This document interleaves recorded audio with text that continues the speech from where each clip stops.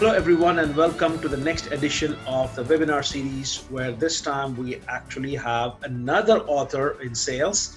I'm pleased to have Mr. Chip Helm from Cook Medical, who's an author of a book, Everyday Sales Wisdom for Your Life and Career, where he shares some of the insights. So this is the book that is available on Amazon. Am I correct, Chip? Yes, it is. Absolutely. So Chip is a sales veteran from Cook Medical. And he is a frequent contributor to the sales center, where he comes and shares his experience with our students. And we've actually had a Chip in one of our earlier webinars, but this time I'm thrilled to actually have Chip come back and talk to us a little bit more in detail about his book. So Chip, thank you once again for giving us your time. Thank you for having me. Yeah. Chip, very quickly for the audience, tell us a little bit more about how you ended up at Cook Medical, and how did you actually come in from wanting to be a dentist, if I remember correct, and going all the way to become a salesperson. So that is pretty much the journey of Chip, which happens to be one of the whole first chapters in your book. So if you could just tell us a little bit more about yourself and how you ended up at sales and at Cook Medical. Well, it was an interesting story because all I wanted to do my whole life was be an orthodontist like my father. So I grew up in high school and college, wanted to be just like my dad. And so I went to dental school, and I was going through my third year, and I was figuring it out. And I realized that I didn't have the hand-eye coordination, the small motor skills necessary to be a really good dentist. I didn't realize that. It wasn't the academics.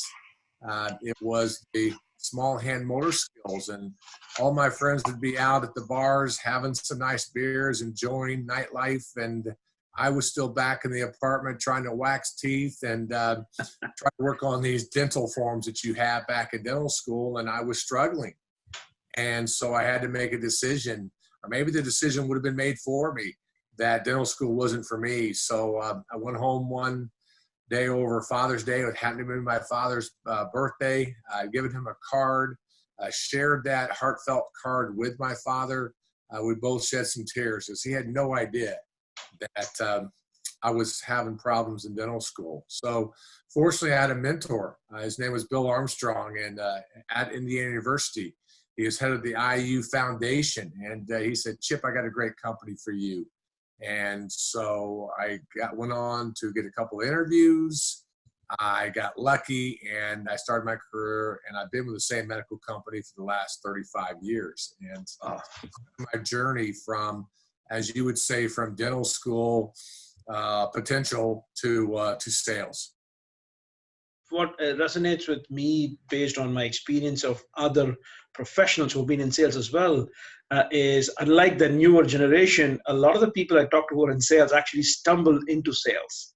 And it's not something that was their calling to begin with, and maybe now it is, but your story resonates with a lot of stories that I've heard about people stumbling onto sales. It's quite different from all the younger students today who actually, and the millennials, who have actually access to sales programs today across the country as well. Well, that's kind of why I've always said, no matter what career you choose, you're in sales. So even if I would have been a dentist, I would have had to figure out how to get customers in my door. Yeah. So again, I don't know whether it matters whether or not you go to dentistry, you go to HR, you go to accounting, you go to marketing, or you go into what we call sales. You're really, everybody's in sales.